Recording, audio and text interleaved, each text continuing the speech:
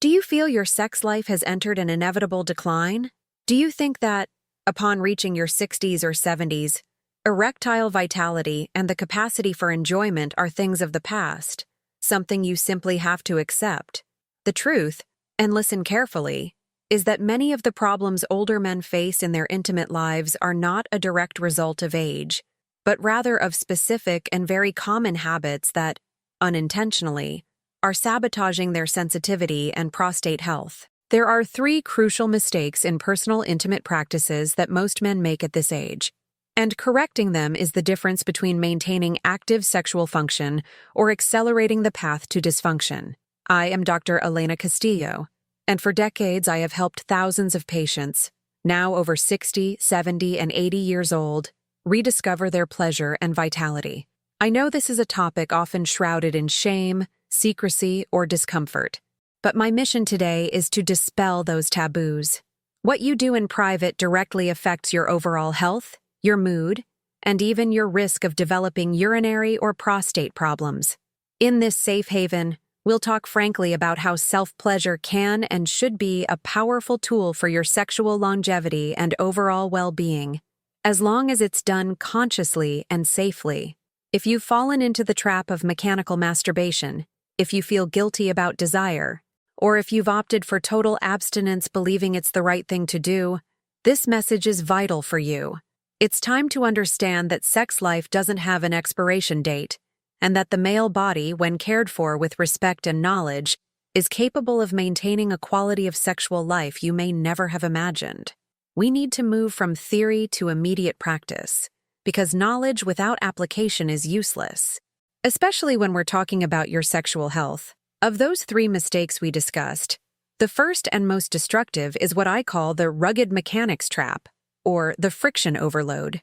This mistake is almost universal. As men age, their physiological response changes. The skin may become more delicate, blood circulation may require more stimulation, and, most importantly, the sensitivity of the sexual organ may decrease if proper technique isn't maintained. Many men, frustrated by less robust erections or increasing difficulty reaching climax that was once easy, compensate for this change by dramatically increasing the speed and, above all, the pressure or force during their solo practice. They use an aggressiveness that is not only unnecessary, but is actually training their nervous system to crave it. Think of this as bad training for your central and peripheral nervous systems. This high friction and constant pressure have direct long-term consequences. First, and most obviously, it causes profound neural desensitization. It's a simple analogy. If you suddenly turn on the light in a dark room, your eyes react intensely, but if you keep the light on, your eyes adjust. If you force your body to require such aggressive stimulation just to feel pleasure, your organ becomes accustomed to that elevated threshold. Then, during shared intimacy with your partner, where touch is generally gentler, the rhythm is different, and lubrication is natural. The stimulation simply isn't enough to trigger the full response. You've created a physiological dependency. This leads directly to situational erectile dysfunction. The man can function perfectly well alone, using the intense friction he has imposed on himself, but experiences disappointment and complete failure in intimate encounters with his wife or partner. This is not a problem of desire or love, it is a problem of incorrect neural training. But there's more to it than just a loss of sensitivity. Using too much force and aggressive techniques can cause repetitive micro-trauma to the internal tissues of the penis and urethra, and indirectly create unnecessary strain on the pelvic area, affecting prostate health. The blood vessels that supply the corpora cavernosa, responsible for erections, need flexibility and gentleness. When they are constantly subjected to excessive force, the elasticity required for a full and lasting erection is compromised. It's not about how much force you can apply, but about how much oxygenation and conscious pleasure you can allow yourself. Transitioning to a slower, more mindful practice with an emphasis on proper lubrication is the first vital step in reversing this desensitization and regaining the quality, not just the quantity, of your sexual experience. It's time to stop treating your body like a machine and start treating it like a sensitive instrument that needs fine-tuning. The real trap of this error is not only physical, but profoundly neurological. We've talked about the machine, but now we must talk about the software, the brain. The brain is an organ designed for efficiency and quick reward.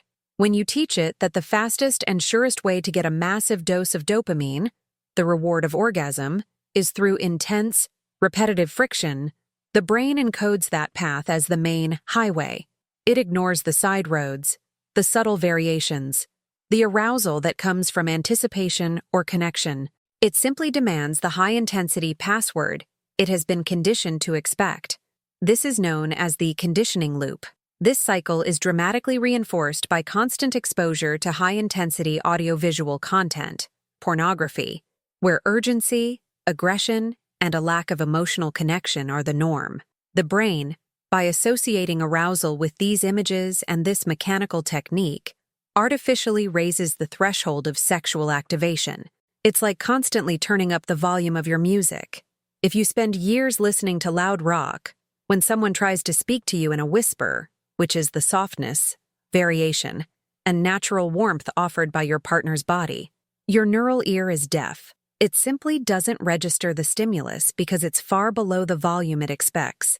The disappointment he experiences with his partner is not a lack of love or desire. It is, unfortunately, a physiological and neurological deafness. His nervous system has been trained to respond to a stimulus that is impossible or inadequate to replicate in shared intimacy. The result is that, even though the tissues and blood vessels are anatomically healthy, the signal for a full erection is interrupted because the alarm system is not triggered by the subtlety of real touch. How can this situation be reversed?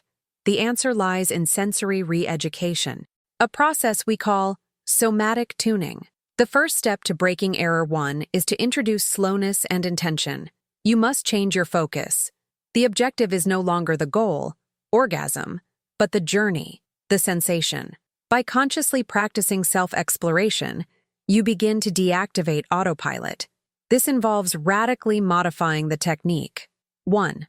Speed and pressure reduction. Reduce your speed to 20% of what you would normally do. 2. Use of lubricant. Use water-based lubricants to eliminate the need for that dry, aggressive friction that damages tissue and desensitizes. Lubrication allows for a more superficial and enveloping pleasure, not just an abrasive one. 3. Emphasis on the whole body. Instead of focusing solely on the glands, pay attention to how the pleasure travels through the pelvis, abdomen, and thighs. Make the act a total body experience. We're retraining the brain to associate reward not with force and urgency, but with gentleness, deep breathing, and presence. By lowering the activation threshold, we allow your nervous system to respond again to the natural, delicate, and varied stimuli your partner offers. It's a process of distillation. It's about seeking the quality of pleasure, not the raw quantity of stimulation. This shift in mindset is fundamental, as it prepares us to address mistake number 2, which is the obsessive pursuit of duration and performance as a measure of masculinity, and prepares us to address error number 2. However, I must clarify the focus here. Since error 2 is not primarily about duration, but about the total absence of release, we are talking about error 2, completely avoiding ejaculation. Many men, especially after the shock of widowhood, divorce, or the onset of old age, decide that their sex life is over. This decision is often driven by grief, the lack of a partner, or the mistaken cultural belief that masturbation is shameful or unnecessary at a certain age. They choose total abstinence, completely shutting off the flow of sexual activity. This act of turning off the engine can have serious biological consequences, and is what we know as prostatic stagnation. Think of the prostate not as an engine, but as a small fluid factory. Its function is to produce seminal fluid. For this factory to function properly, it needs regular drainage. If the drainage system never opens, the product, seminal fluid and other secretions, accumulates. It thickens, can become inflamed, and can lead to chronic congestion in the pelvis. The biology is clear. Fluid stagnation in the prostate and seminal ducts increases the risk of problems. This accumulation creates a breeding ground for chronic inflammation, known as non-bacterial prostatitis, which manifests as persistent pelvic pain, testicular discomfort, or difficulty urinating. Furthermore, although research is ongoing, multiple studies suggest that a regular ejaculation rate helps cleanse the ducts, reducing exposure to carcinogens that can accumulate in stagnant fluid. For older men, regular ejaculation should be viewed as non-negotiable. Prostate hygiene. We're not talking about seeking pleasure with the urgency discussed in Mistake 1, but rather an essential biological maintenance act. It's as important as brushing your teeth or getting light exercise. I've had patients who confess to feeling profound shame about reintroducing self-stimulation after their wife's death, feeling it as a betrayal. We must dismantle this shame immediately. Biological self-care has nothing to do with morality or marital status. It has to do with disease prevention and maintaining physical well-being. The recommendation is simple but vital. Incorporate a gentle, conscious bowel movement routine. It doesn't have to be daily, but evidence suggests that a weekly or even 10-day ejaculation is sufficient to keep the ducts clear, ensure adequate pelvic blood flow, and reduce congestion. By reintroducing this flow, you are improving your health at a cellular level. You are preventing the constant pressure that stagnation exerts on the urethra and surrounding tissues, which naturally relieves nighttime urinary urgency and chronic discomfort. This act of self-care, this prostate cleanse, is a direct investment in your quality of life and longevity, and is the direct antidote to Mistake 2. It's time to understand that your sexual health is intrinsic to your overall health, not an accessory luxury. Now, let's move on to the third mistake, perhaps the most insidious and biologically destructive: shame and isolation. We've talked about physical stagnation, but social and emotional stagnation is a deadly trap that few recognize in time. As a man ages, he often faces a series of simultaneous losses: the loss of his professional identity, the loss of close friendships due to mobility or death, and very frequently, the loss of his partner. The instinctive response to this series of blows is withdrawal. Mistake 3 consists of internalizing the idea that I am no longer relevant, I am a burden, or my interesting life is over, which leads to voluntary and silent isolation, driven by a deep shame about showing vulnerability or need. Biologically, this withdrawal is not neutral. Chronic isolation is interpreted by the body as a continuous existential threat, since humans are social beings designed for group survival. The result? A constant flood of cortisol, the stress hormone. I call it the neuronal thief. When cortisol is chronically elevated, it literally hijacks the brain's resources meant for memory, planning, and neuroplasticity. Not only does it block the release of dopamine and serotonin, responsible for mood and motivation, but, more crucially, it inhibits the production of oxytocin. Oxytocin, often called the love or cuddle hormone, is actually the hormone of connection and security. It is the direct chemical antidote to cortisol. Without circulating oxytocin, the nervous system remains on high alert, in survival mode, accelerating cognitive decline and cellular aging. The isolated individual becomes rigid and fearful, and their brain, which needs interaction to remain flexible, stops making new and healthy connections. I've seen this pattern time and time again. I remember Don Ernesto's case. After retiring from an engineering career, he shut himself away at home, believing his only purpose was to watch the news and tend the garden. His anxiety levels and blood pressure were through the roof, and his children noticed worrying memory lapses, symptoms very similar to the early stages of dementia. The first thing we did wasn't give him a pill or a supplement, but rather prescribe a weekly contact dose. I asked him to find an activity that required cooperation and physical presence, however minimal. He joined a volunteer group at an animal shelter, forcing himself to interact with other people for at least an hour a week. It wasn't about making new best friends or finding a new love. It was about activating that flow of oxytocin. The simple act of listening to someone, receiving recognition for a simple task, or sharing a laugh sends signals to the brain that you are safe, you are part of the tribe, you are useful. In less than 6 months, Don Ernesto had not only improved his short-term memory, but his doctor was also able to significantly reduce his anxiety medication. The antidote to mistake 3 isn't a Herculean effort to be young again, but a conscious decision to rebuild your social and emotional framework. Don't underestimate the healing power of casual, undemanding human interaction. It's a biological need, not a social choice. A brain that feels connected is a brain that allows itself to regenerate and can modulate the body's inflammatory response. Seek out that connection, a coffee with a neighbor, a meaningful and honest phone call, joining a group of morning walkers. The important thing is to break through the barrier of embarrassment and allow oxytocin to flow and counteract the toxicity of cortisol. It's the best anti-aging investment you can make for your mind and body. But now we must turn our attention to the mistake that has become the silent pandemic of our time.